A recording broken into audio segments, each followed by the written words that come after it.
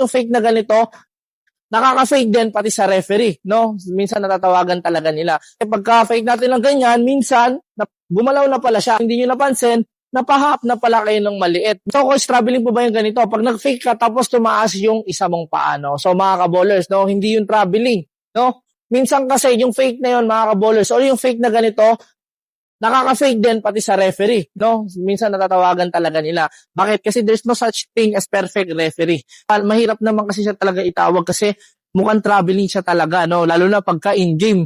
Minsan kasi pag in-game, hindi natin napapansin, no? Pag nag-fake tayo ng ganyan, ito, nag-i-slide.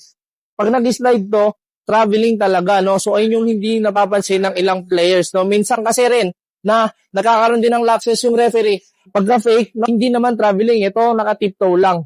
Pero minsan din, tandaan nyo, mga ka-bowlers, may lapses din tayo na players. Kasi pagka-fake natin ng ganyan, minsan, di nyo napansin, gumalaw na pala siya. Or minsan, hindi nyo napansin, napahap na pala kayo ng maliit, no?